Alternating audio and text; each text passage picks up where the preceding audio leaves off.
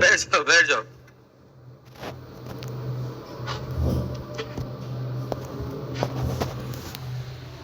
थोड़ा साउंड बढ़ाइए। कैसे हैं आप लोग? बढ़िया। देखो कितना पूरा एकदम माहौल बना हुआ है, एकदम प्रकृति के छटाओं में बैठ के पढ़ रहे हैं।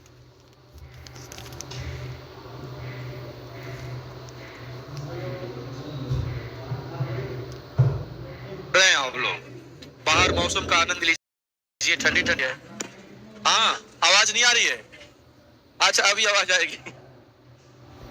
आज आज भर एडजस्ट कर लीजिए बस। एक्चुअली क्या है कि आज आपकी क्लास कैंसिल हो जाती, आज आपकी क्लास कैंसिल हो जाती। उससे बेहतर था कि प्री वालों का क्लास कैंसिल करके आपका क्लास लगाया जाए। नीचे वाला जिस क्लास में बैठ करके आप लोग पढ़ते थे, शॉर्ट सर्किट हो गया था उसमें, तो शॉर्ट सर्किट हो गया तो उसको सारी क्लास क्या कहते हैं कैंसिल करके उसको सही करवाया जा रहा है। एक तरीका ये था कि आपकी क्लास कैंसिल कर दिया जाए, दूसरा तरीका ये था कि नहीं क्लास कैंसिल ना किया जाए, डिस्कशन करके बोला कि नहीं आपकी क्लास कैंसिल नहीं होगी, इमरजेंसी में आपको बैठा करके पढ़ाया जाएगा। ठीक है, क्योंकि आपका टाइम प्रेशियस इंपॉर्टेंट है। बाकी प्री वालों को एक दिन की छुट्टी कर दिया गया, तो 71 का 1 बैच, 71 का 3 बैच छुट्टी कर दिया गया है ताकि आप लोग पढ़ सके। ठीक है, तो ये एडजस्टमेंट जो भी किया गया केवल आपके लिए किया गया है। आवाज आएगी, परेशान मत रहिए, सब कुछ ठीक ठाक आवाज आएगा, परेशान नहीं होना है, बस थोड़ा सा पेशेंस रखना है और सब ठीक ठाक हो जाएगा। है?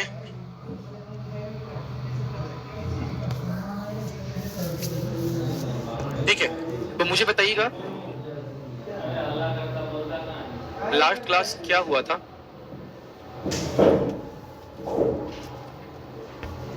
आपदा मित्र योजना। ठीक है, यानी कि हम लोगों ने बाढ़ आपदा का प्रबंधन कर लिया था। ठीक है, बाढ़ आपदा का प्रबंधन हमने कर लिया था।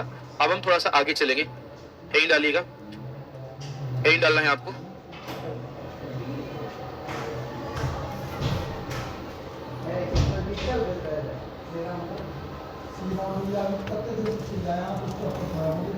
चलिए, अरे इधर बालक एक बात सुनो, शांति रखोगे तो आवाज आएगी। हाँ, अब कितना सटा ले, शांति रखोगे तो आवाज आएगी और शांति नहीं रखोगे तो आवाज नहीं आएगी। देखो मैनेज ही तो करना है ना, बेहतर था कि आप थोड़ा मैनेज कर लीजिए, शांति बना के रखो, सब कुछ समझ में आ जाएगा, परेशान होने की बात नहीं है, और ठक ठुक चलता रहेगा। ये जो आवाज है ये क्या कहते हैं चलती रहेगी। अब देखो एक तो आवाज ये कैसे टूट गया, अच्छा हवा से टूट गया है। ठीक है, तो एक काम कीजिए, ऊपर भी ठक ठुक हो रहा है, यहाँ से भी हवा आ रही है, इधर से भी हवा आ रही है, तो कैसे किया जाए फिर?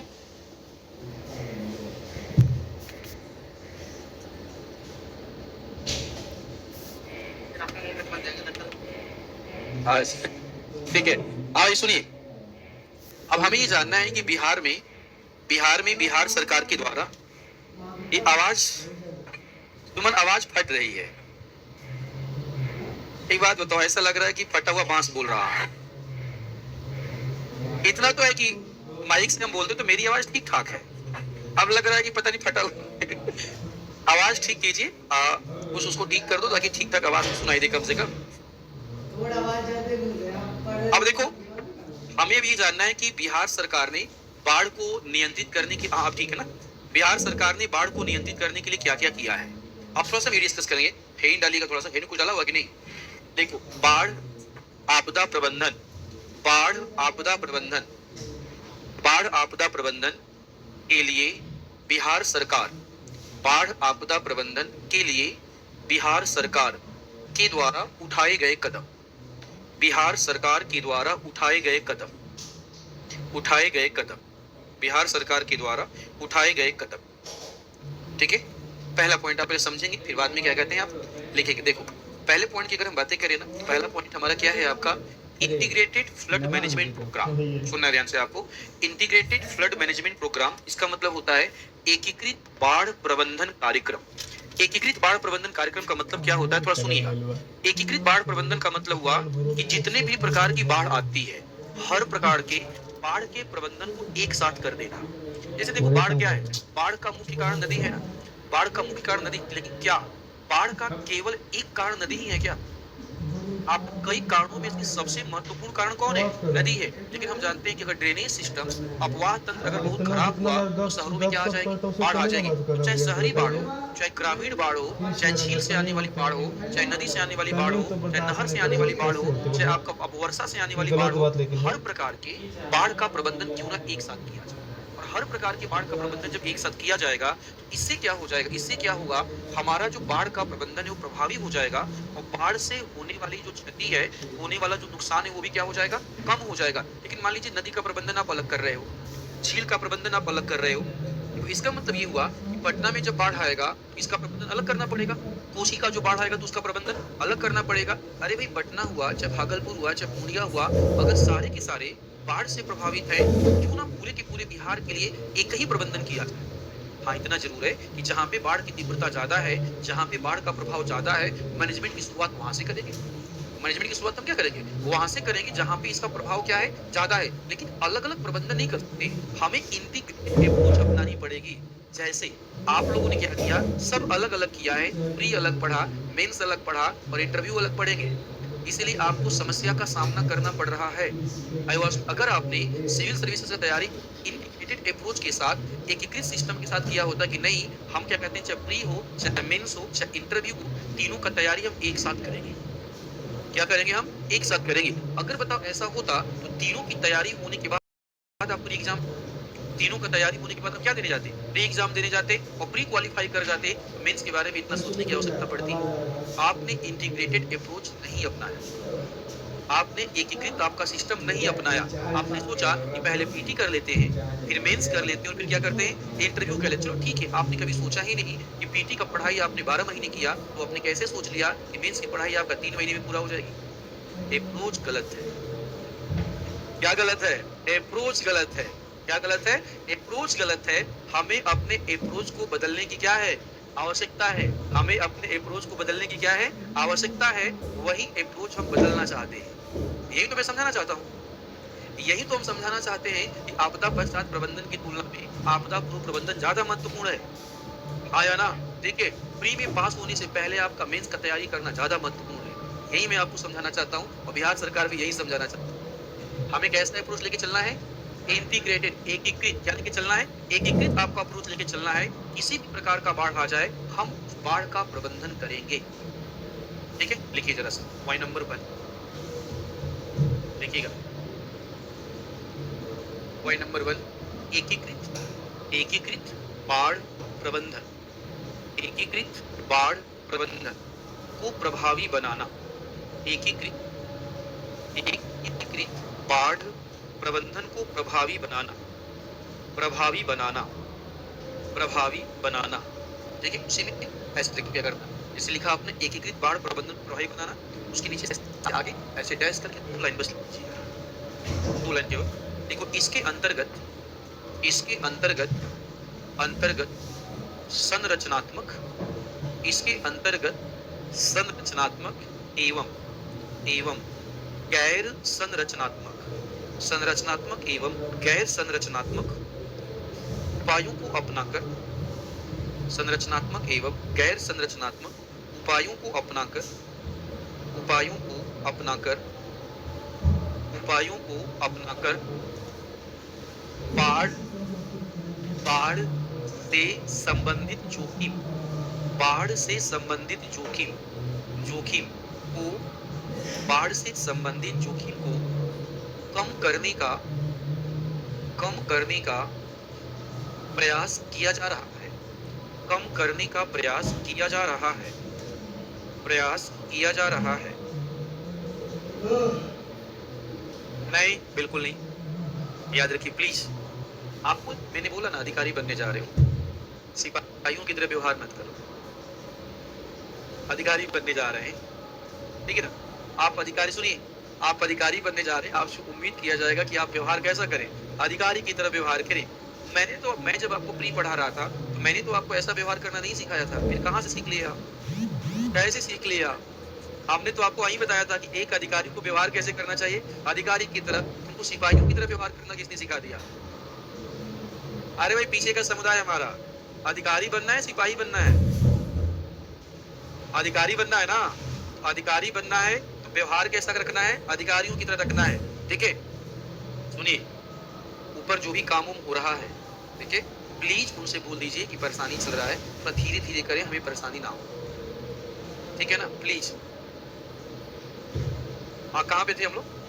हाँ, किया जा रहा है। पॉइंट नंबर 2, पॉइंट नंबर 2, देखो पॉइंट नंबर 2, देखो बाढ़ जब आती है, ध्यान सुनना, हमने क्या पढ़ा था कल कि उत्तरी बिहार की 70% जनसंख्या लगभग बाढ़ प्रभावित क्षेत्र में रहती है। यही बोला ना हम लोग, बाढ़ प्रभावित क्षेत्र में रहती है। थोड़ा और आगे चलते हैं आपका, देखिए दूसरी बात हमने ये भी पढ़ा कि बिहार में 17 से अधिक लगभग 22 जिले, आपके 28 जिले, 17 से अधिक जो जिले हैं आपके वो बाढ़ से क्या है? प्रभावित है। लगभग आपका 11 से 12 लाख जनसंख्या बाढ़ प्रभावित क्षेत्रों में रहने को क्या है? मजबूर है आपका। अब बताओ, अगर बाढ़ प्रभावित क्षेत्रों में रहने को मजबूर है, इसका सीधा सा मतलब ये हुआ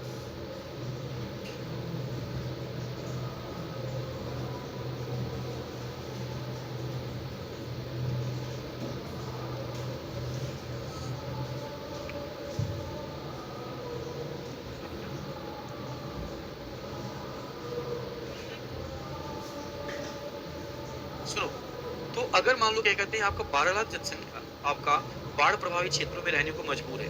क्यों मजबूर है? क्योंकि उसके पास जमीन नहीं है, उसके पास घर नहीं है, तो बाढ़ प्रभावित क्षेत्रों में घर बना के रह रही है। प्लस जो जिले बाढ़ से प्रभावित हैं, उन जिलों में जो आवास है, जो आपका अवसंरचना है वो कमजोर है।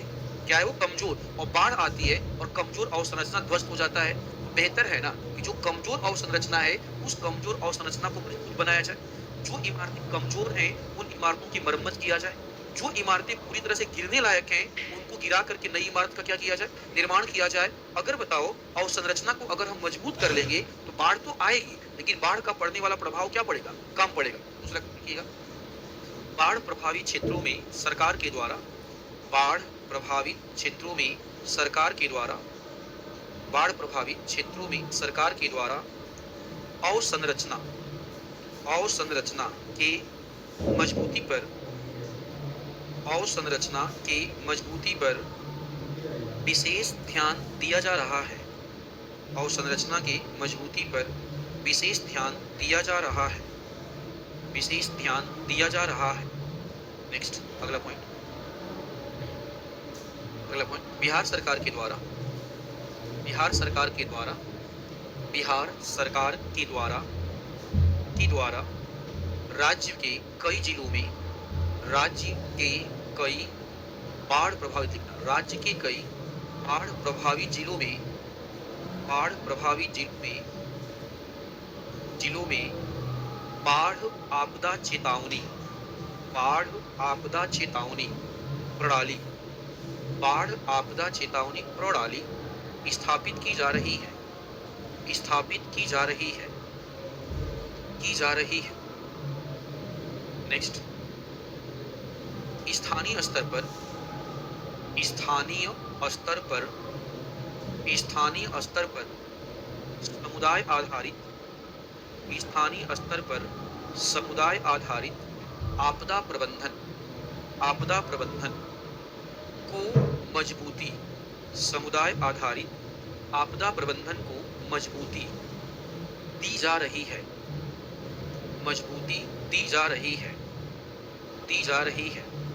नेक्स्ट, नेक्स्ट, बिहार सरकार, बिहार सरकार नेपाल के साथ, बिहार सरकार नेपाल के साथ क्षेत्रीय सहयोग, नेपाल के साथ क्षेत्रीय सहयोग पर कार्य कर रही है, क्षेत्रीय सहयोग पर कार्य कर रही है, क्षेत्रीय सहयोग पर कार्य कर रही है, कार्य कर रही है। नेक्स्ट, नेक्स्ट, नेक्स्ट, सरकार के द्वारा, अगला पॉइंट, सरकार के द्वारा, सरकार के द्वारा ऐसी नदी बेसिनों, ऐसी नदी बेसिनों की पहचान की जा रही है, ऐसी नदी बेसिनों की पहचान की जा रही है, पहचान की जा रही है, पहचान की जा रही है, जो बाढ़ से अत्यधिक प्रभावी है, बाढ़ से अत्यधिक प्रभावी है। बाढ़ से अत्यधिक प्रभावी है।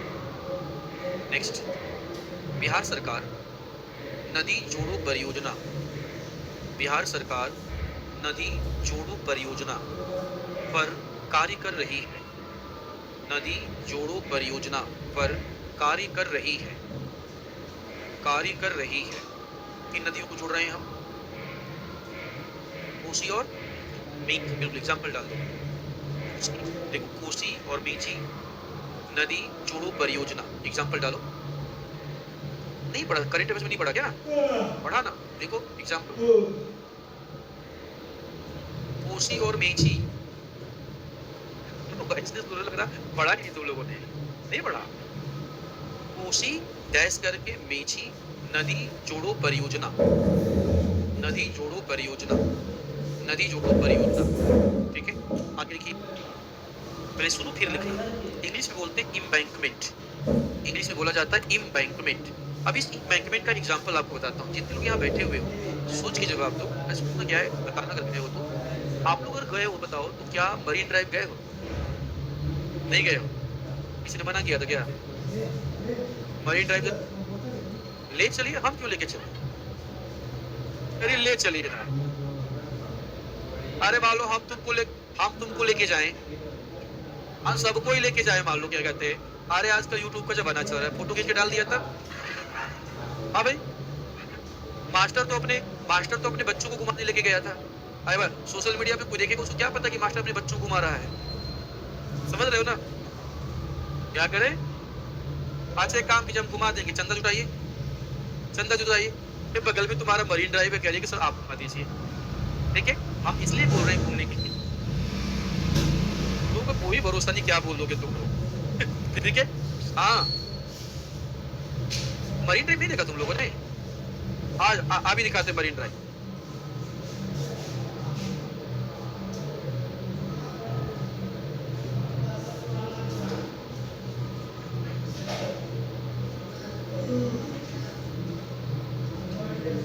ये आधा सिस्टम तो सब गड़बड़ हो गया है।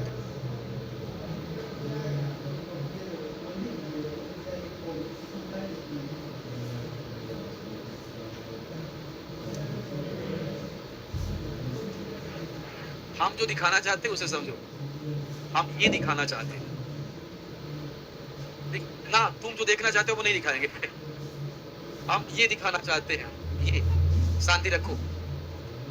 अगला जो पॉइंट तुमको बता रहा हूँ ना, अगला जो पॉइंट बता रहा हूँ यही पॉइंट है, सुनो। हाँ, मुंबई का मरीन ड्राइव है, पटना का मरीन ड्राइव छोड़ दो। कहाँ गया? गायब हो गया? अरे कहाँ गया महाराज? देखो कहाँ डाउनलोड में गया, देखो निकालो जरा उसे जल्दी से, देखो कितना गया। सुनो ध्यान से, मरीन ड्राइव में जब जाओगे ना, आप घूमने जाइए। देखो आप चूंकि बिहार में हो और बिहार सरकार ने क्या कहते हैं पटना में मरीन ड्राइव बनाया हुआ है। आप इंटरव्यू में जाओगे तो आपसे क्वेश्चन पूछा जा सकता है। आपसे क्वेश्चन पूछा जा सकता है कि पटना का जो मरीन ड्राइव है किस प्रकार की चट्टानों से बना हुआ है, पटना का मरीन ड्राइव कितना किलोमीटर लंबा है, पटना के मरीन ड्राइव आपको क्यों बनाया गया, कैसे बनाया गया, ये सारे क्वेश्चन आपसे पूछे जा सकते हैं। तो अगर ऐसा कोई चीज बनता है तो आप देखने जाओ, आप जाओ उसे देखो, उसे देखने में कोई प्रॉब्लम नहीं है। अब अगर देखे होते तो मेरी बातें तुरंत समझ सकते। सुनो, पटना के मरीन ड्राइव में जब जाओगे ना, सारे बच्चे समझो, पटना के मरीन ड्राइव में जब जाओगे ना, देखना पहले गंगा नदी दिखेगी। गंगा नदी दिखेगी आपका, तो पटना के मरीन ड्राइव में जब एंट्री करोगे ना, उसके बगल वाला रोड बिल्कुल नीचे है। उसके बाद धीरे धीरे ऊपर जाओगे और मरीन ड्राइव ऊंचाई पर बैठा हुआ है। हमने वहां पे किया कुछ नहीं है, गंगा है, गंगा का किनारा है, गंगा के किनारे से दूर हमने क्या किया, गंगा के किनारे से दूर हमने क्या किया, बड़े बड़े स्टोन के पत्थर रखे, बड़े बड़े हमने पत्थर रखे और पत्थर जमा करके हमने उसे ऊंचा किया। क्या किया हमने? ऊंचा किया और ऊंचा करके रोड बना दिया।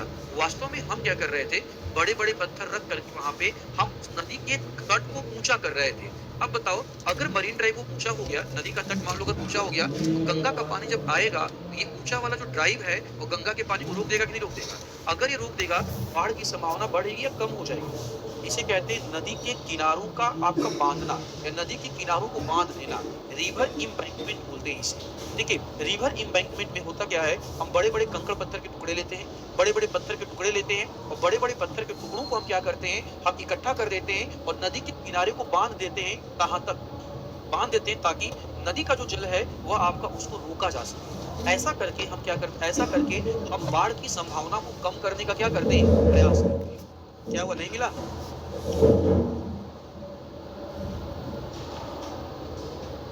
इतना तो आप लोग जानते रहिए ना, कहाँ जाके डाउनलोड होता है, अपलोड होता है। कोई बात नहीं, सुनो। तो इसको हम बोलते हैं रिवर इम्बैंकमेंट। क्या बोलते हैं इसे? नदी के किनारों का बांधना। क्या बोलते हैं? बांधना। और बिहार सरकार ने क्या कहते हैं, पटना भी काम शुरू कर दिया है। देखिए, आने वाले टाइम में बिहार सरकार क्या करेगी, इस प्रोजेक्ट को और आगे बढ़ाएगी और अदर नदियां हैं, अन्य नदियां हैं, किनारों पर भी इम्बैंकमेंट का काम किया जाएगा। ठीक है, अगला काम लिखिएगा। नदी के किनारों को नदी के किनारों को नदी के किनारों को नदी के किनारों को बड़े-बड़े कंकड़ पत्थर के टुकड़ों से बांधना, बड़े-बड़े कंकड़ पत्थर के टुकड़ों से बांधना। इससे इससे नदी के बाढ़ की संभावना इससे नदी के बाढ़ की संभावना कम हो जाती है। नदी के बाढ़ की संभावना कम हो जाती है। कम हो जाती है। कम हो जाती है। ठीक है, अगला देखो क्या है, चैनल इंप्रूवमेंट। चैनल का मतलब यहाँ पे नदी है। को होता क्या है कि हमने रोड बना दिया, सुनते जाओ ध्यान से, नदियों के किनारे हमने रोड बना दिया, हमने छोटे छोटे पुल बना दिए, नदियों के किनारे हमने रेलवे का ट्रैक बना दिया। इससे होता क्या है कि नदी की जो मुख्य धारा है, मुख्य धारा के मार्ग में अवरोध आता है।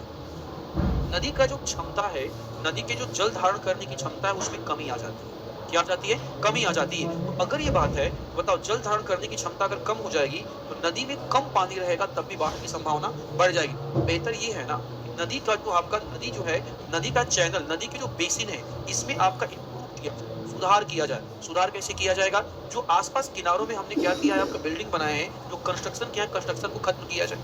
नदी के मार्ग में जो अवरोध पैदा हो रहा है, अवरोध को क्या किया जाए, दूर किया जाए। नदी की घाटियों को और ज्यादा क्या कर दिया जाए, गहरा कर दिया जाए, ताकि नदी ज्यादा से ज्यादा जल को धारण कर सके। इसी को बोलते हैं चैनल इंप्रूवमेंट कहते हैं। देखिएगा,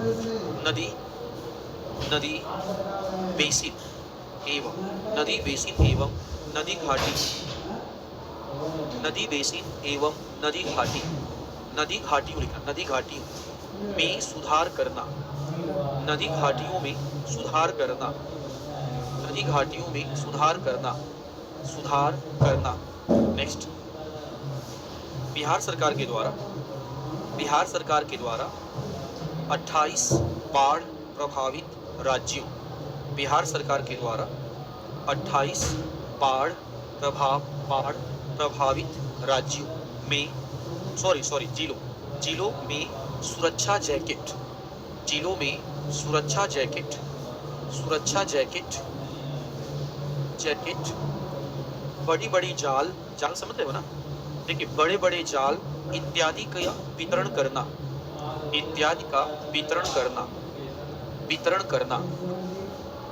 वितरण करना। नेक्स्ट, एनडीआरएफ, याद है ना एनडीआरएफ? देखिए, NDRF national disaster response force, NDRF की तर्ज पर बिहार सरकार के द्वारा एसडीआरएफ, लिख दीजिएगा, स्टेट डिजास्टर रिस्पांस फोर्स, की स्थापना।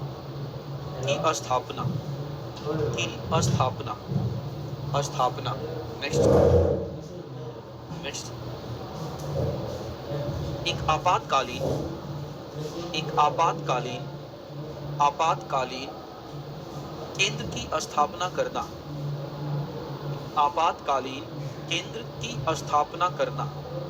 केंद्र की स्थापना करना, जो कि किसी भी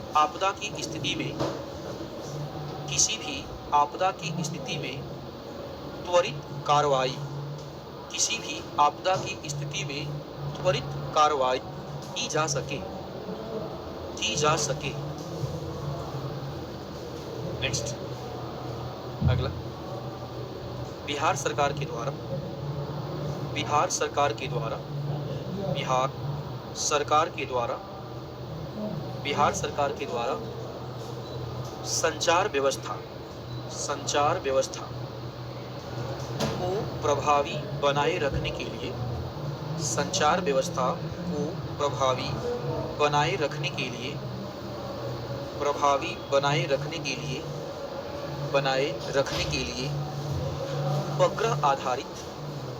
उपग्रह आधारित वॉकी टॉकी, समझ लो ना, उपग्रह आधारित वॉकी टॉकी, ठीक है, वॉकी टॉकी खरीदा जा रहा है, ठीक है, खरीदा जा रहा है।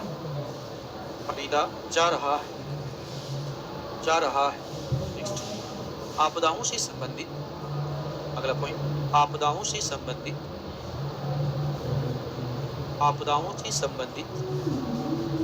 जानकारियों का प्रसार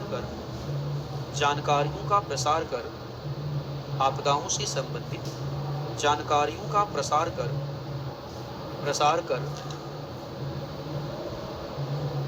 लोगों को आपदाओं के प्रति जागरूक बनाया जा रहा है।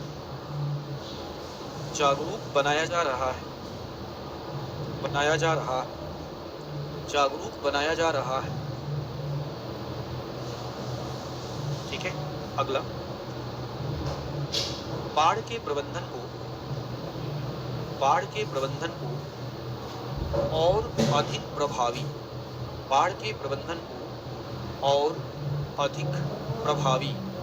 बनाने के लिए बाढ़ प्रभावित क्षेत्रों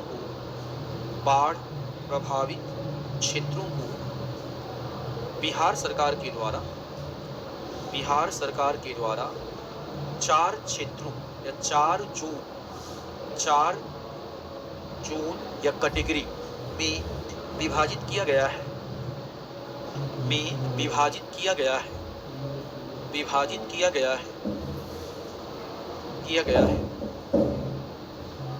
ठीक है, ये आपका बाढ़ रहा। बाढ़ के कारण, बाढ़ के प्रभाव, प्राकृतिक कारण, मानवीय कारण, बाढ़ का प्रबंधन, बिहार सरकार के द्वारा किए जाने वाले प्रयास। आदिवासियों में यहाँ पे आपका बाढ़ का टॉपिक समाप्त होता है। बाढ़ का टॉपिक यहाँ पे क्या होता है? बाढ़ का टॉपिक यहाँ पे पूरी तरह से समाप्त होता है। चलिए बढ़ते हैं आगे यहाँ से। क्या निष्कर्ष भी तुम लोगों को सिखाना पड़ेगा क्या? मैंने कोई क्वेश्चन तो नहीं बोला ना कि निष्कर्ष। एक चाय पिलाओ भाई, एक चाय पिलाओ, बढ़िया चाय पिलाना। निष्कर्ष कैसे लिखो? निष्कर्ष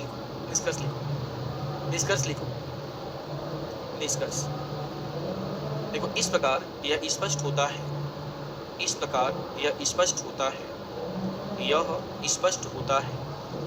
कि बाढ़ एक प्राकृतिक आपदा है जो कि मानव समाज पर व्यापक प्रभाव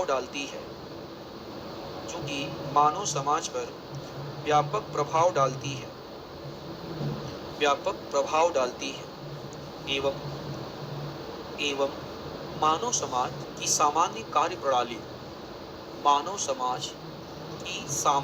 कार्यप्रणाली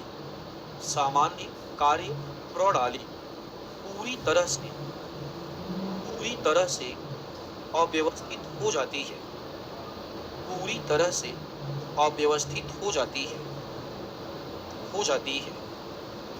साथ ही साथ बाढ़ का प्रभाव किसी क्षेत्र में लंबे समय तक दिखाई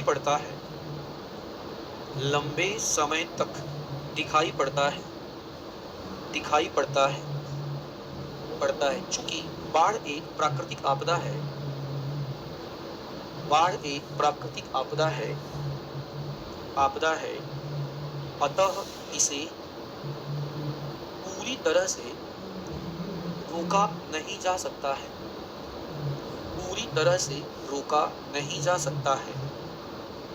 पूरी तरह से रोका नहीं जा सकता है। किंतु किंतु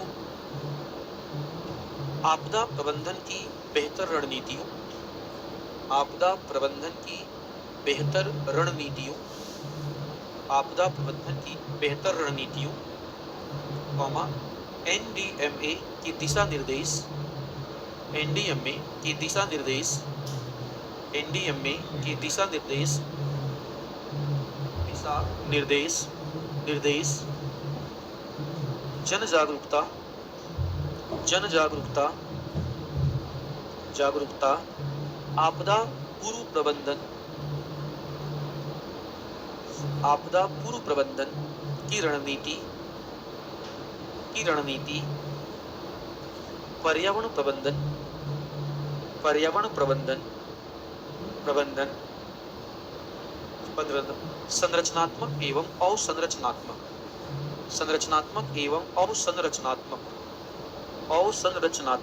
उपायों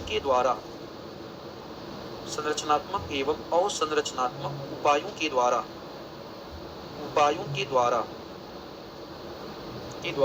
बाढ़ के नकारात्मक प्रभावों को कम करके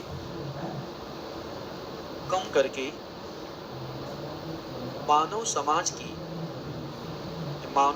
को होने वाली क्षति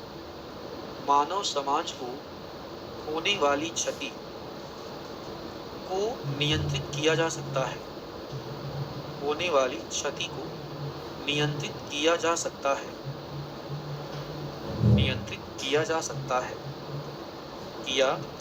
है।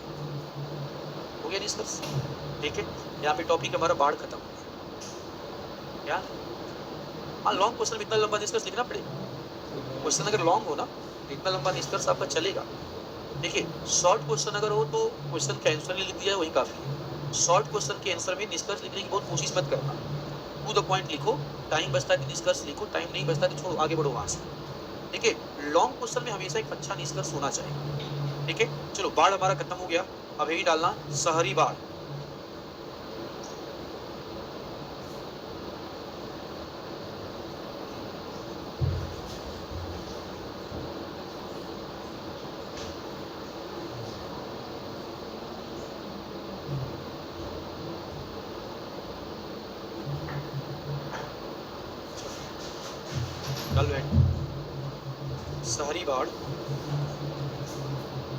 शहरी बाढ़ कारण प्रभाव एवं प्रबंधन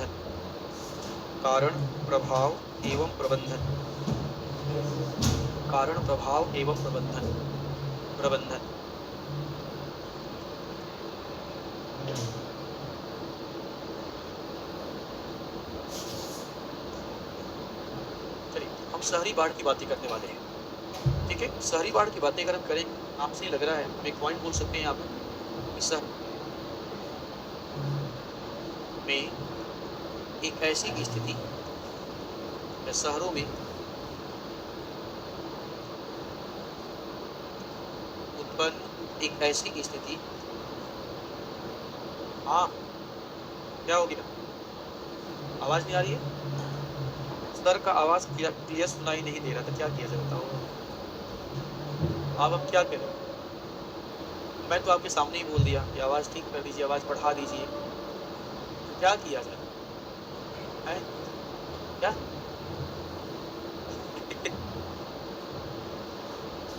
आज सुनो, शहरों में उत्पन्न एक ऐसी स्थिति जिसमें शहरों में जल जमाव के कारण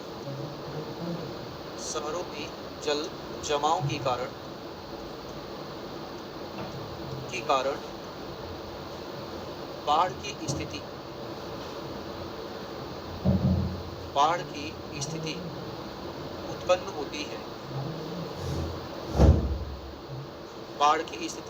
होती है। उसे ही शहरी बाढ़ कहा जाता है, उसे ही शहरी बाढ़ कहा जाता है। देखो मैटर ये नहीं करता कि जल जमाव की स्थिति कैसे पैदा हुई है, मैटर ये करता है कि जल जमाव पैदा हुआ है। ये जल जमाव हो सकता है कि नदी के किनारे के टूटने के कारण हो गया हो, ये जल जमाव हो सकता है कि ये जल जमाव आपका अत्यधिक वर्षा के कारण हो गया हो, ये भी हो सकता है कि ये जल जमाव नाला टूटने के कारण हो गया हो। रीजन हमें नहीं पता। हाँ, इतना जरूर पता है कि शहर में जल जमाव की स्थिति हो गई है। मान लीजिए आप पटना में रहते हो, कहाँ रहते हो, और पटना स्मार्ट शहर है, तुम लोग कह रहे हो नहीं है भाई, तुम कह रहे हो कि नहीं है पटना स्मार्ट शहर। अब तुम्हें नहीं लग रहा है बात अलग है, लेकिन पटना स्मार्ट शहर है, सरकार ने अनाउंस किया है इसे। देखिए सरकार ने पटना को स्मार्ट शहर अनाउंस किया कि पटना को स्मार्ट शहर बनाया जाएगा, बन रहा है। अरे कोई बात नहीं है, ठीक है। तो अब सुनिए ध्यान से, मान लीजिए जहां भी आप रहते हो, लड़के लड़कियां जहां भी रहते हो, अपने हॉस्टल में रहते हो, रूम लेके जहां भी रहते हो, वो भी मतलब नहीं है। मान लीजिए रात में आप सोए हुए हैं, अचानक सुबह उठते हैं और चारों तरफ आपका पानी पानी दिखाई देता है।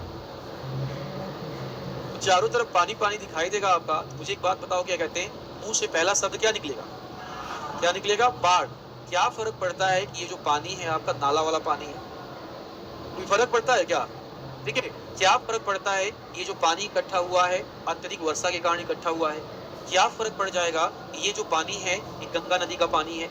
हमें इससे कोई फर्क नहीं पड़ता। फर्क इससे पड़ता है कि आपका पटना में लंबे टाइम के लिए जल जमाव की स्थिति पैदा हो गई। 2 दिन, 4 दिन, 5 दिन, 6 दिन, 7 दिन, 10 दिन के लिए जल जमाव की स्थिति पैदा हो गई, और जल जमाव की स्थिति पैदा हो जाएगी तो इसी को हम क्या बोल देंगे? बाढ़। चूंकि शहर में आई है इसलिए इसको शहरी बाढ़ बोल देंगे। कहाँ पे आई है? शहर में आई है, इसलिए इसको हम नाम दे देंगे, चलो भाई ये हमारा शहरी बाढ़ है। थोड़ा आगे बढ़ते हैं, डिस्कशन करें यहाँ पे, ठीक है, डिस्कशन करें आपका high level flood commission on disaster report. सुनिए बस ध्यान से, अगर हम बाढ़ पर समझो, आपदा प्रबंधन समझो, बाढ़ आपदा पर बनाई गई अगर हम उच्च आयोग की रिपोर्ट की बातें माने, तो पिछले कुछ सालों में भारत के जो बड़े बड़े शहर हैं, चाहे वो दिल्ली हो, मुंबई हो, कोलकाता हो, चेन्नई हो, सूरत हो, अहमदाबाद हो, ठीक है, बंगलोर हो, ये जो शहर हैं, ये सारे के सारे शहर बाढ़ की चपेट में आते जा रहे हैं। किसकी चपेट में? बाढ़ की चपेट में आते जा रहे हैं। दिल्ली एक ऐसा शहर है कि दिल्ली में रेनफॉल या वर्षा ज्यादा नहीं होती।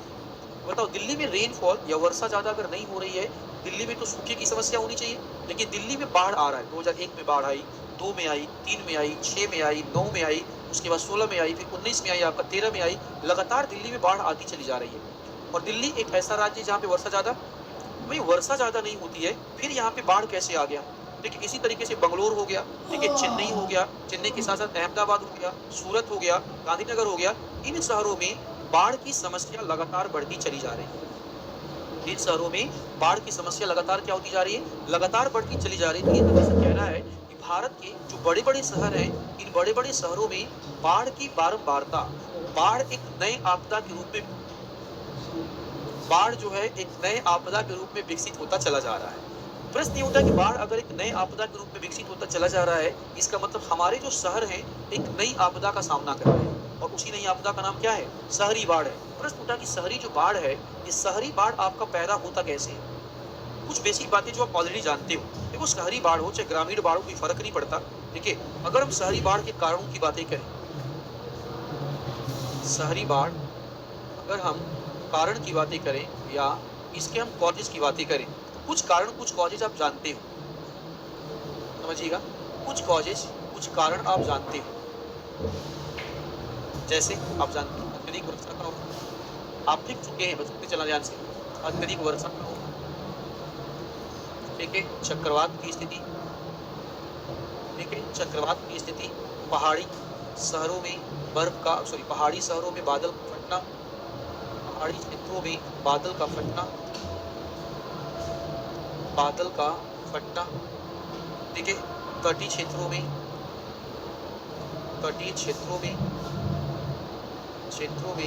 सागरी जल स्तर का बढ़ना, तटीय क्षेत्रों में सागरी जल स्तर का बढ़ना, ठीक ठीक है, सागरी जल स्तर का बढ़ना। और आगे बढ़ते हैं आपका, ठीक है, ये देखो कुछ बेसिक चीजें हैं जो हम ऑलरेडी जान चुके हैं, ठीक है। इसके अलावा हम बातें करें और क्या समस्या हो सकती है, तो शहरों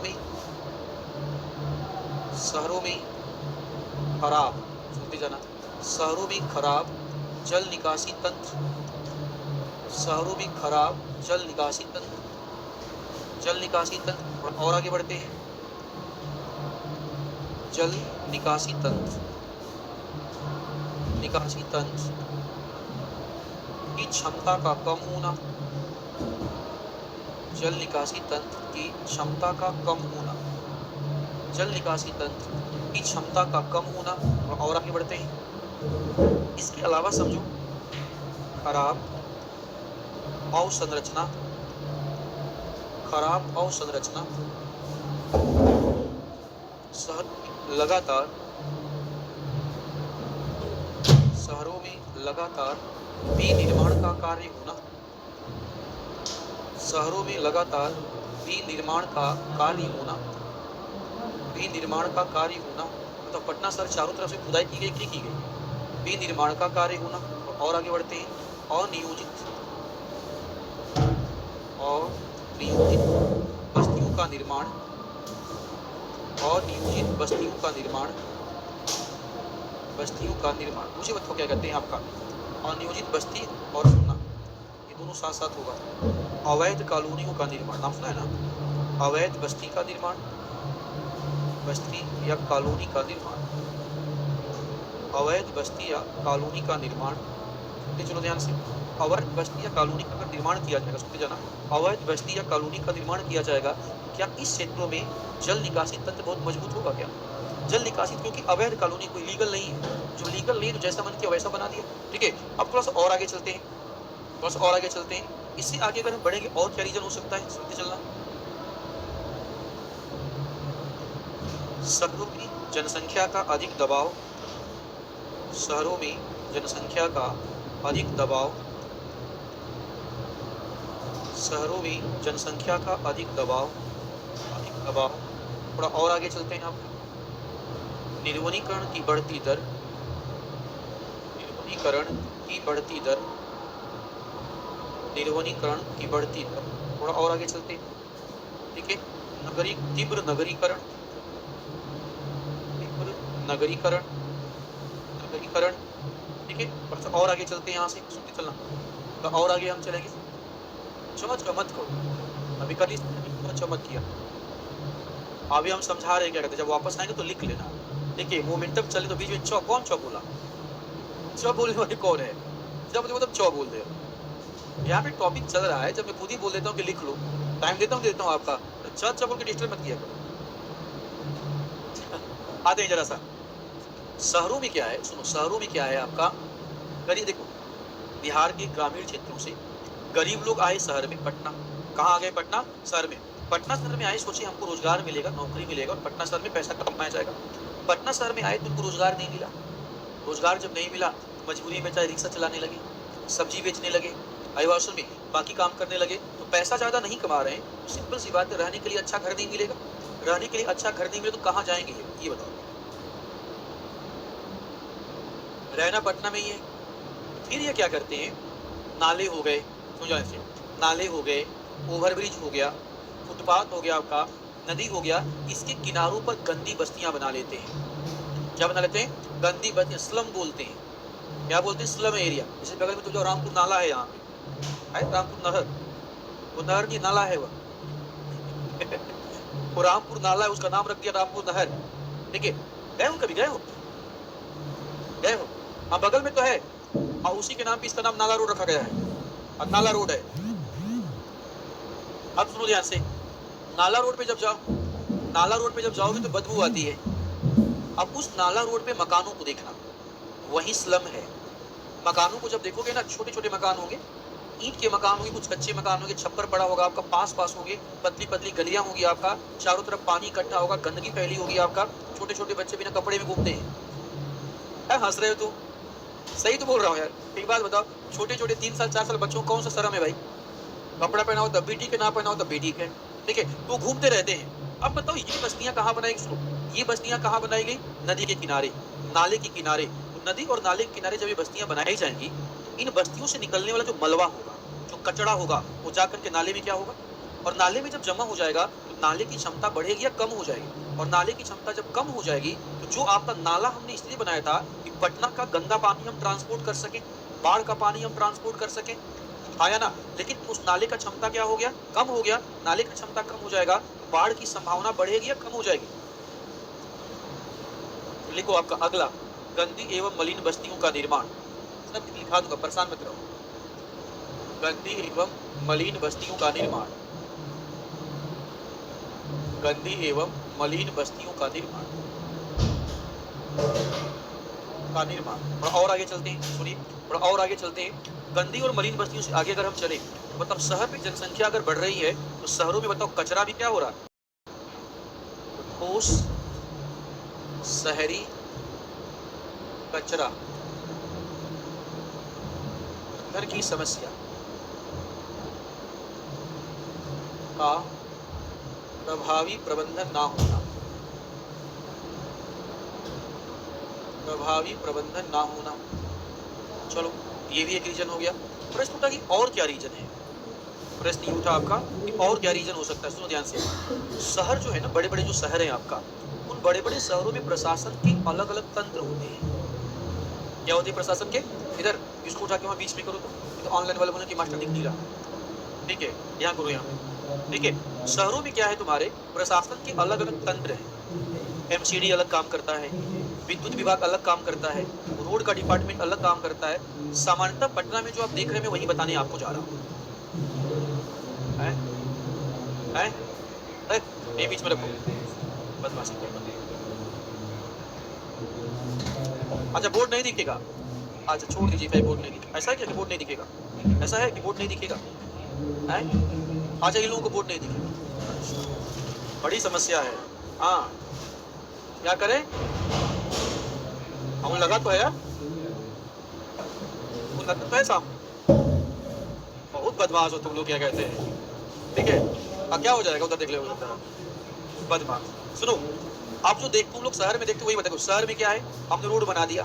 सुनो ध्यान से, पटना शहर में क्या बना दिया? रोड। रोड बन के तैयार हो गया तो जल विभाग को पता चला कि पाइप डालना था। फिर से रोड तोड़ो आपका, रोड फिर से तोड़ा गया, पाइप डाल दिया गया आपका, रोड मेंटेन कर दिया गया। तब तक बिजली विभाग को याद है, अच्छा हमने तो तार डालना छोड़ दिया अभी आपका। तो तार डाला उसने आपका, उसने जब तार डाला तब तक आपका गैस वाला विभाग जग गया, गैस का पाइप नहीं डाली। बताओ, तो शहर में प्रशासन के एक से ज्यादा स्तर है। एमसीडी अलग काम करता है, जल विभाग अलग काम करता है, रोड डिपार्टमेंट अलग काम करता है, और सारे के सारे जिम्मेदारियों को एक दूसरे के ऊपर टालते रहते हैं। तो जिम्मेदारियों को जब एक दूसरे के ऊपर टाल दिया जाएगा तो बताओ प्रबंधन बेहतर होगा या खराब होगा? खराब होगा। तो लिखा हमने शहरों में प्रशासन के एक से अधिक स्तर होते हैं, एक से अधिक स्तर होते हैं, जिससे जिम्मेदारियों का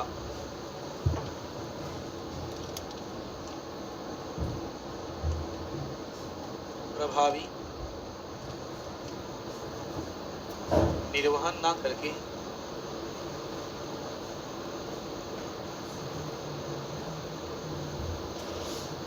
जिम्मेदारियों को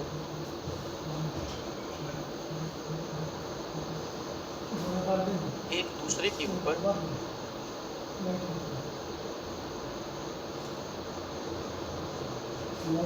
टाल दिया जाता है।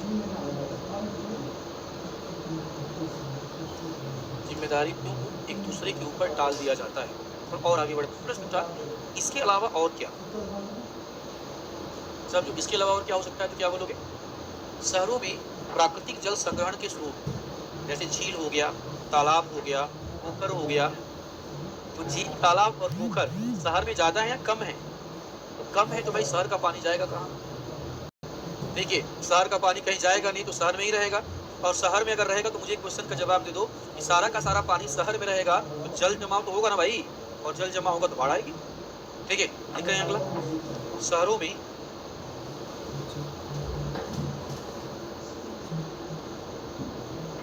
आप शिकायत नहीं कर सकते? आप स्मार्ट शहर में हैं? कहाँ पे हैं आप लोग? स्मार्ट शहर में आप शिकायत नहीं कर सकते? स्मार्ट शहर है या पटना? नहीं, पटना स्मार्ट शहर है। पटना के स्मार्ट शहर को बनाकर नीतीश जी ने, केंद्र सरकार ने बहुत पैसा लिया है कि पटना को स्मार्ट शहर बना देना है। अब देख लेते, 2 साल मुझे भी हो ही गया पटना को देखते देखते, आपको ज्यादा हो गया देखते स्मार्ट शहर कब बनता है। ये कम बात है क्या? प्रकृति की छटाओं में पड़ रहे हो, क्या चाहिए?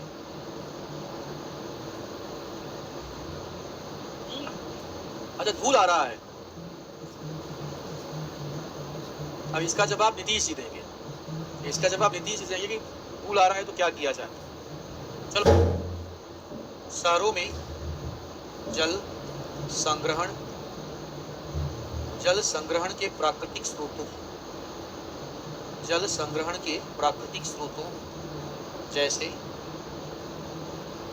झील, तालाब इत्यादि का अभाव। झील, तालाब इत्यादि का अभाव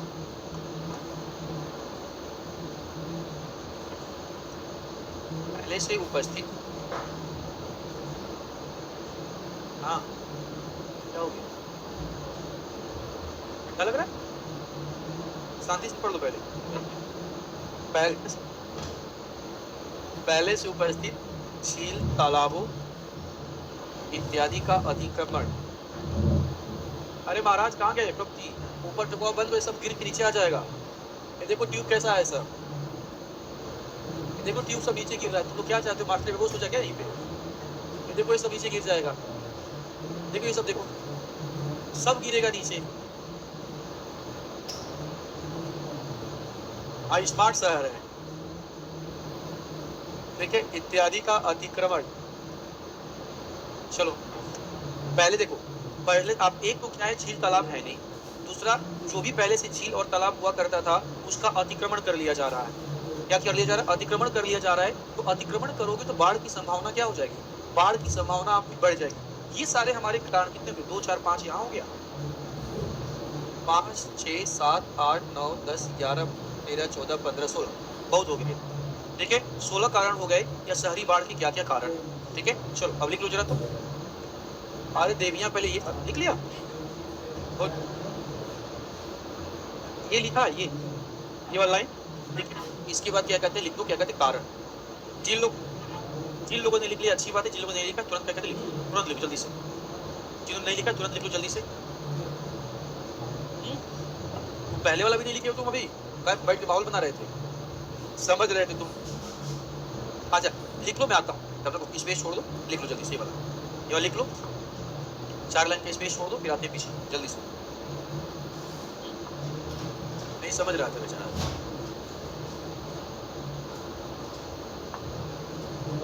जल्दी स्पीड बढ़ा के लिख लो।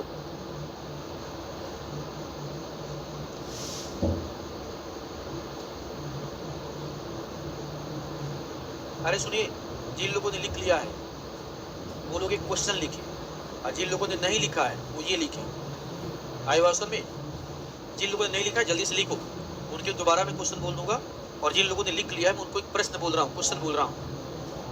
हाँ, तो लिखिएगा प्रश्न, लिखो। भारत के आप लिखो, मैं दोबारा बोल दूंगा क्वेश्चन। भारत के प्रमुख शहरों जैसे, भारत के प्रमुख शहरों जैसे दिल्ली, चेन्नई,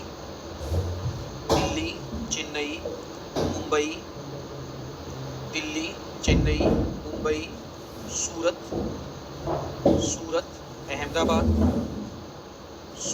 अहमदाबाद में बाढ़ की संभावनाएं लगातार बढ़ रही है। बाढ़ की संभावनाएं लगातार बढ़ रही है। इसके प्रमुख कारणों की चर्चा करते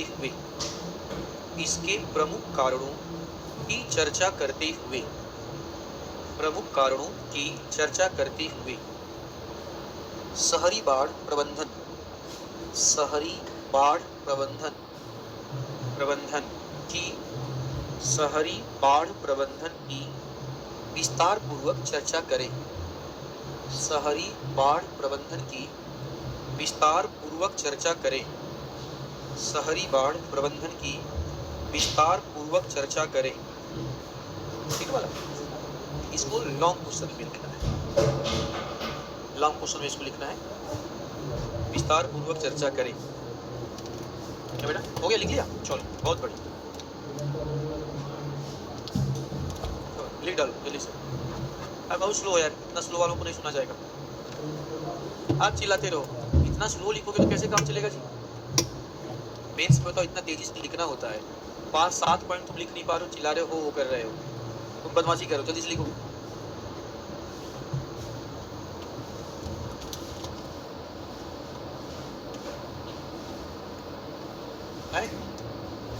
ये लिख लिया इसको?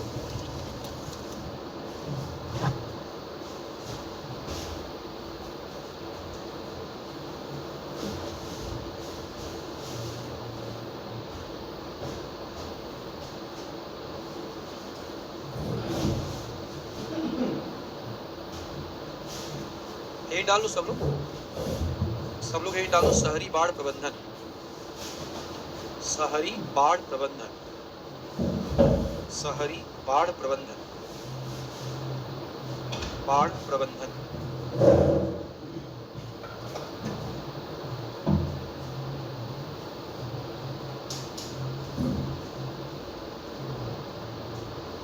करें स्टार्ट? चलो, हाँ, क्या कर दे? बंद कर, बस अभी ठंडी लगने लगा। हाँ, अच्छा, धूल उड़ रहा है आज। देखिए भाई, समस्या देखिए भाई, इनका कहना कि ये हम बंद करेंगे तो पूरा पंखा बंद हो जाएगा। ठीक है, चलो।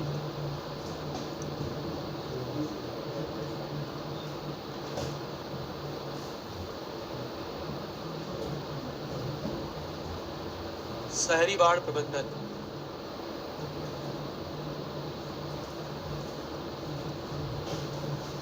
सुनिए ध्यान से, अब सुनो, देखो, अरे शांति रखो, अरे इधर ऐसे कर रहे हैं, शांति रखो। देखो, शहरी बाढ़ प्रबंधन की हम बातें करेंगे यहाँ पे।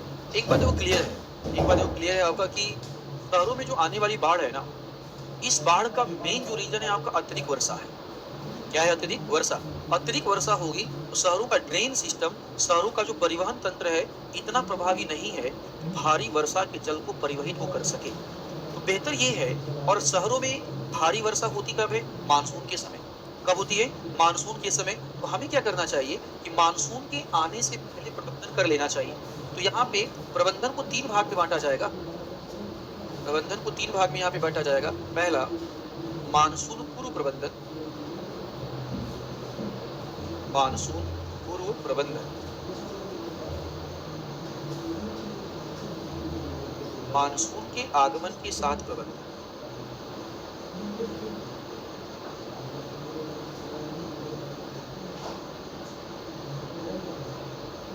मानसून के साथ प्रबंधन,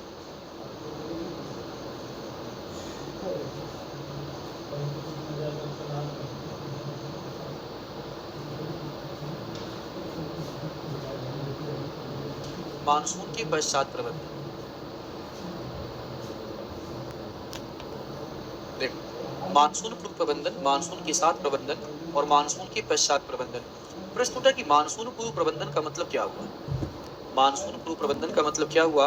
इसका सीधा सा मतलब ये कि हम जानते हैं कि मानसून का जब आगमन आएगा, देखिए, मानसून का जब आगमन होगा तो श्योर है मानसून के आगमन के कारण भारी वर्षा होगी।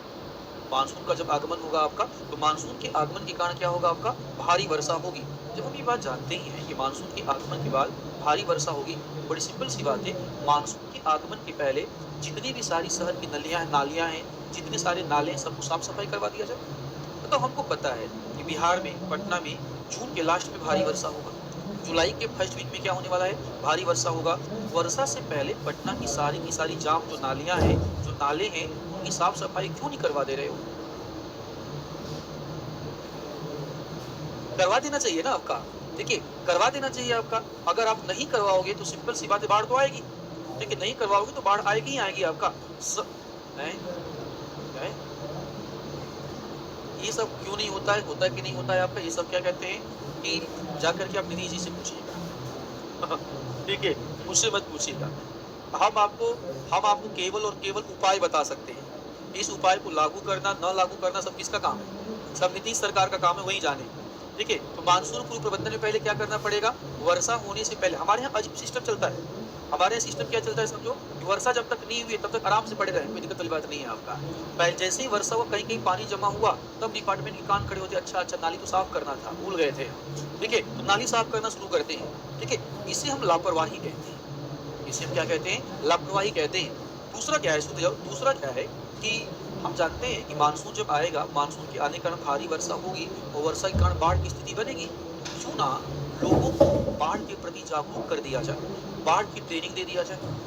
अयवास में बाढ़ के प्रति जागरूक दे दिया जाए, कर दिया जाए, बाढ़ की ट्रेनिंग दे दिया जाए, बता दिया जाए उनको कि बाढ़ जब आएगा कौन-कौन सा कार्य करना चाहिए।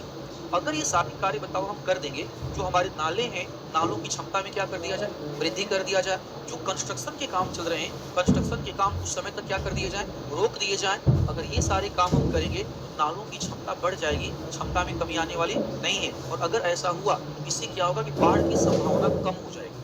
हम जानते हैं कि शहरों में झील का होना ज़रूरी है। जो पुरानी झीलें हैं, दोबारा उनकी खुदाई करवा दिया जाए, दोबारा से उनकी पुनर्स्थापना कर दिया जाए, नए-नए झील और तालाबों का क्या कर दिया जाए?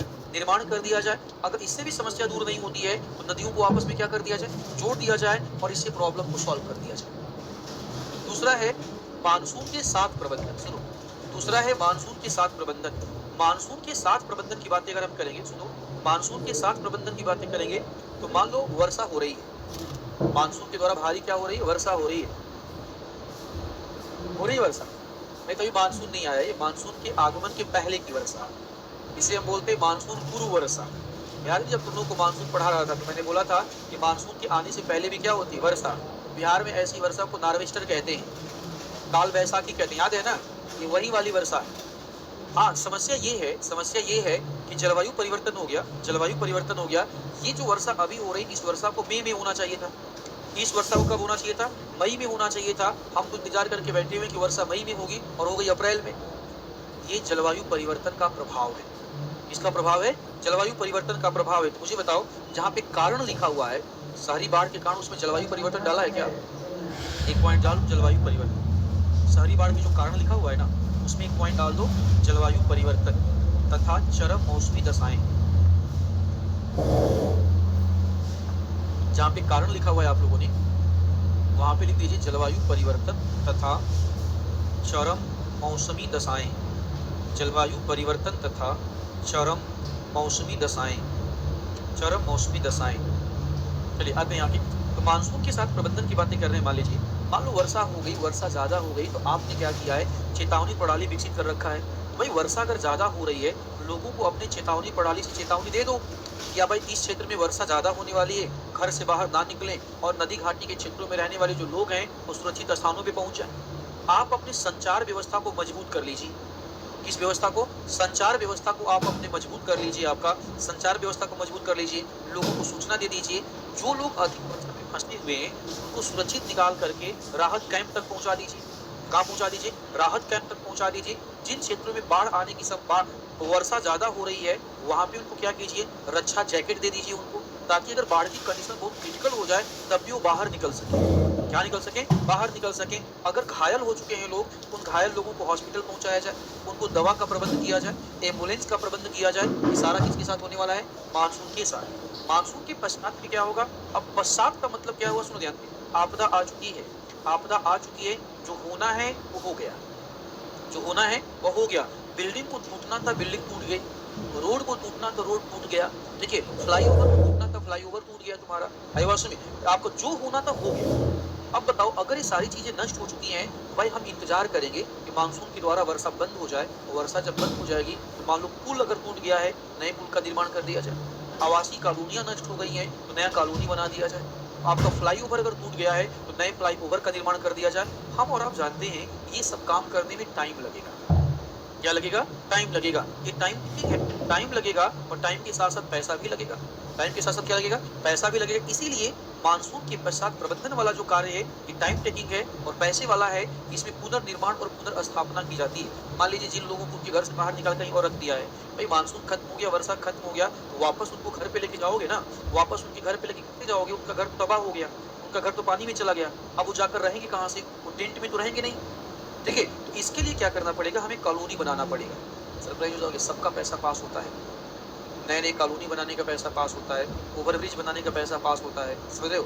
पुल बनाने का पैसा पास होता है, जलाशय बनाने का पैसा पास होता है, आदिवासियों में लोगों को खाना बांटने के लिए पैसा पास होता है, हर चीज के लिए पैसा पास होता है। आदिवासियों में बात अलग है, हर वो पैसा आपका हमारे पास आता है, आदिवासी बस पास हो जाता है। क्या हो जाता है? पास हो जाता है, वो हमारे पास आता नहीं है। तो इस वाले की तुलना में, मानसून पश्चात प्रबंधन की तुलना में, ये दोनों प्रबंधन क्या है? ये दोनों प्रबंधन ज्यादा जरूरी है। ऐसे 3 कॉलम बनाइएगा और अलग अलग कॉलम में लिख दीजिए। 3 कॉलम बना लीजिए, अलग अलग कॉलम में लिख दीजिए। देखो, पहला मानसून पूर्व प्रबंधन। देखो, इसमें आपातकालीन आवश्यकताओं का आकलन, इसमें आपातकालीन आवश्यकताओं का आकलन,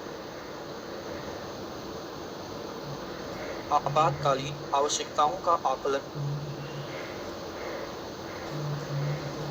विशेष विशेष समुदायों का प्रशिक्षण,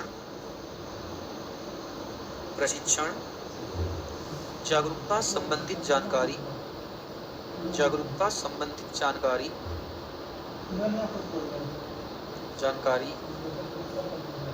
नाली का मदद लेके जाना है, नालियों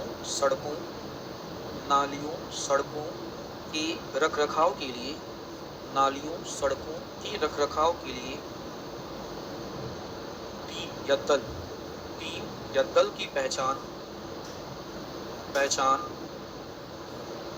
और जल जमाव की रोकथाम के लिए, जल जमाव की रोकथाम के लिए अभ्यास आयोजित करना,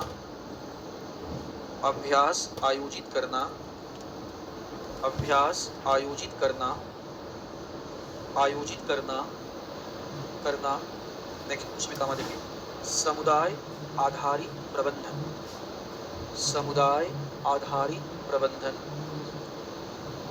को प्रभावी बनाना, समुदाय आधारित प्रबंधन को प्रभावी बनाना, जैसे कार्यों को शामिल किया जाता है,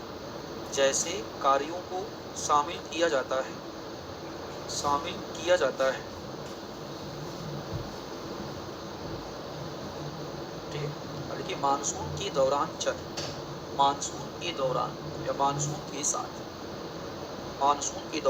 या मानसून के साथ, हाँ सेकेंड में देखो, इसमें आपदा के रोकथाम के उपाय करने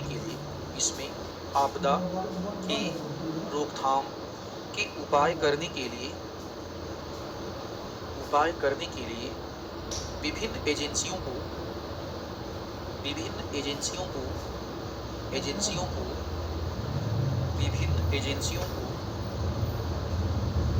वर्षा की तीव्रता के आधार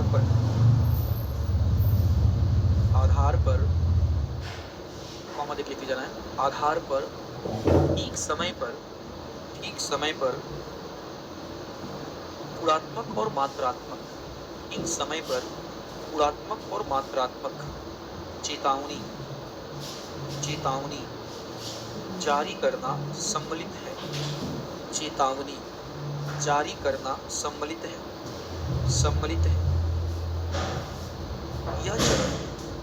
यह चरण मुख्य रूप से आपातकालीन राहत कार्यों पर ध्यान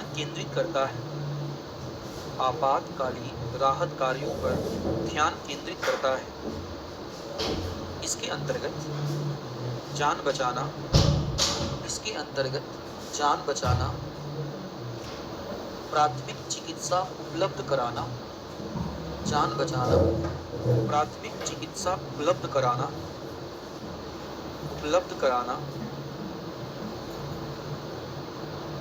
संचार संचार और परिवहन संचार और परिवहन प्रणाली संचार एवं परिवहन प्रणाली की क्षति को कम करना,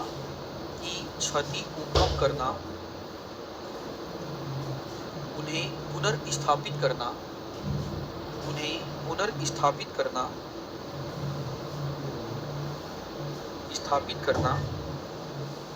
आपदा कामा देख लेके जाना है। आपदा से प्रभावित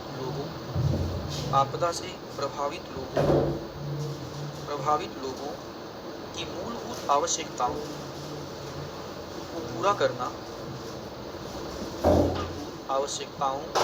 करना, मानसिक स्वास्थ्य, आध्यात्मिक समर्थन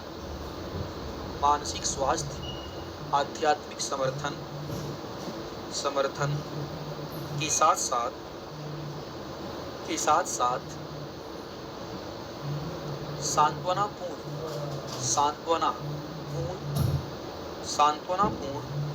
देखभाल प्रदान करना शामिल है।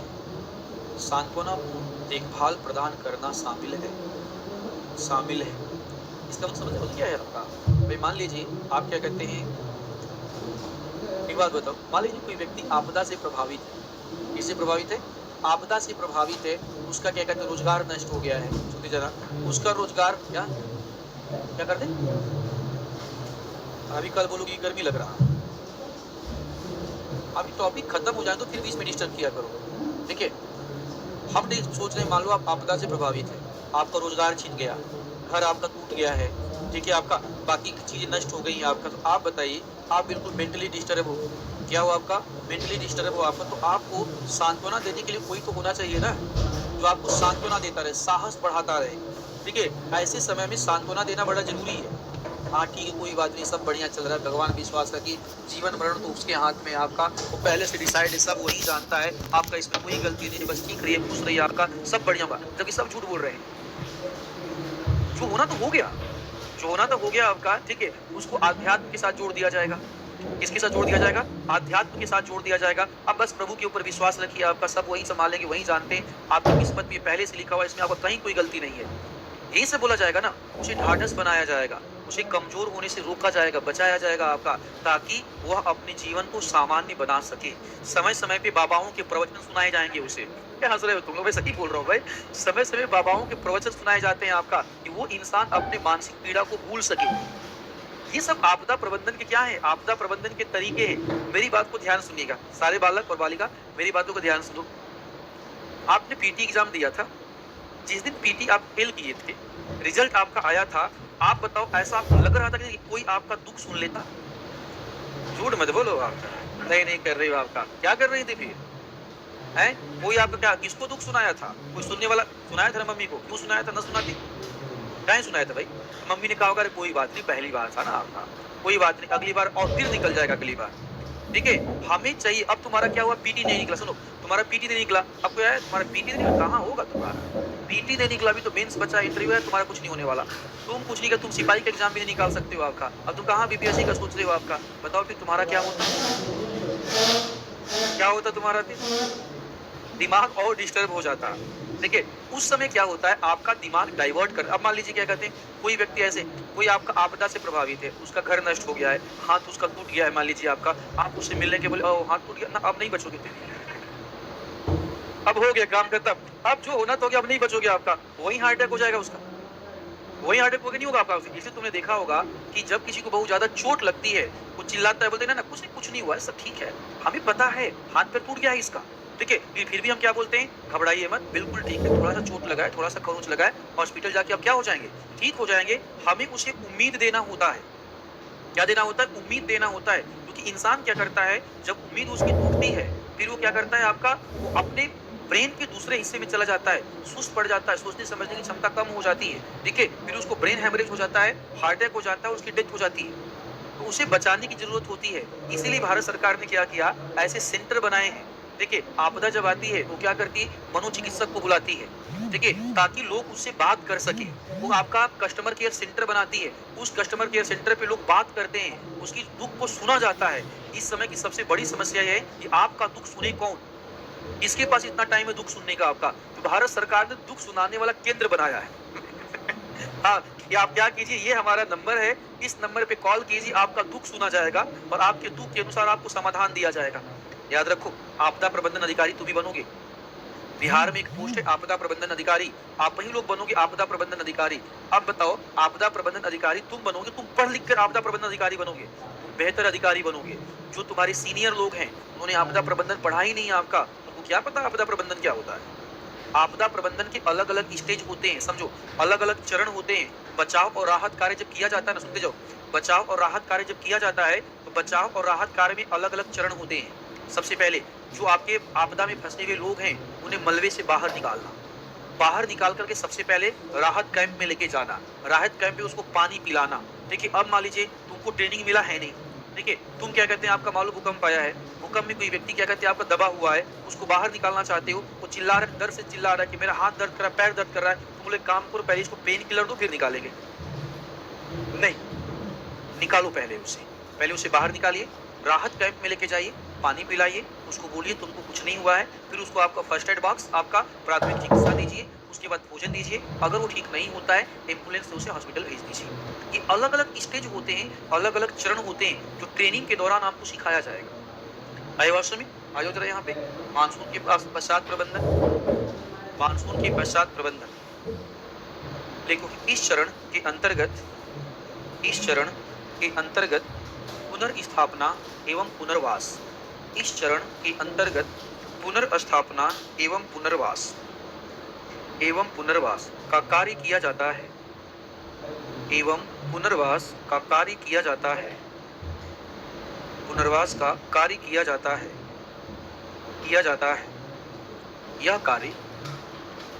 यह कार्य अत्यधिक समय लेता है, यह कार्य अत्यधिक समय लेता है तथा इस कार्य में आर्थिक समस्या, एक प्रमुख समस्या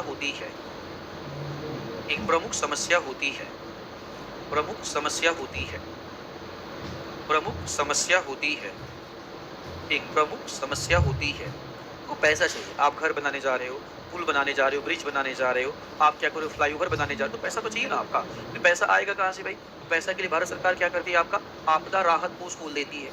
हमारे भारत की जनता अपने चॉइस के अकॉर्डिंग उसमें पैसा डालती है। बड़े-बड़े धनी लोग जो आपका ज़्यादा पैसा डालते हैं, फिर भी समस्या दूर अगर नहीं हुई, तो भारत सरकार क्या करती है, एशियाई विकास बैंक से, विश्व बैंक से, आपका अंतर्राष्ट्रीय मुद्रा कोष से क्या लेती है, लोन लेती है, और लोन लेकर के सारा का सारा काम पूरा करती है। देखिए, सारा का सारा काम पूरा करती है और लोगों की समस्याओं को दूर करती है। ये तो प्रबंधन है। प्रश्न उठा, सरकार के द्वारा कौन कौन से कदम उठा, अरे कहाँ उधर देख रहे हो, हैं? यहाँ बाढ़ आ रही है, बाढ़ का समस्या हम दूर कर रहे हैं, सुधरोगे नहीं तुम लोग। आपका लड़कियों को आराम से बाहर जाने दो, बाहर से आराम से आने दो, तुम्हारा नजर इधर ही रहता है यार। समझाते समझाते मैं थक गया। प्री वाले बैच में भी समझाया करता था, मेंस के बैच में आया कि चलो कोई बात नहीं है, तुम लोग अब पहले की तुलना में मेच्योर हो गए हो, अरे लड़ो मत। कहाँ लड़ रहे हो महाराज, ठीक है, लड़िए मत, ठीक है। मुझे लगा कि पहले की तुलना में तुम लोग मेच्योर हो गए हो, तुम्हारी मेच्योरिटी बढ़ी और कम हो गई है, मेच्योरिटी दिखाइए।